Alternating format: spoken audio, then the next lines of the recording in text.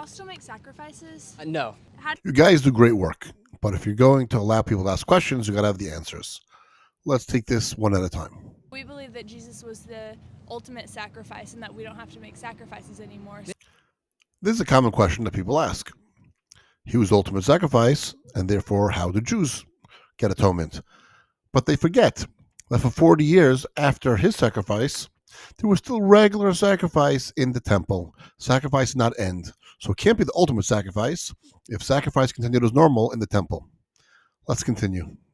That said, though, what you do before, there's a service called Tashlich, and basically it's a practice of you take usually stale or old bread and you'll throw it into a body of water that has fish. And the idea is you think of one of your sins from the past year and you throw that sin into the water and you apologize and you atone for it. It gets eaten by the fish and it gets put back into the world, and so you're relinquished of your sins in that sense. Where do y'all get that idea? You know, I'm actually not sure. Let's look it up. Yes, Micha does say something, obviously allegorical.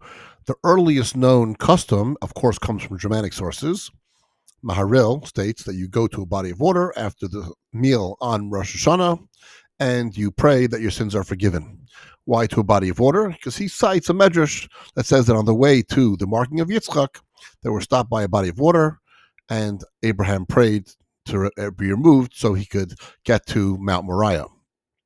Other customs, like Ramah, say that has to do with the blessing that fish have to be fruitful and multiply. Of course, later sources added further things to the custom, like throwing bread into the water. Now, while you may think it could be a pagan ritual, don't worry, because I'm sure they rely on those sources that rely on the Zohar. Any questions, let me know.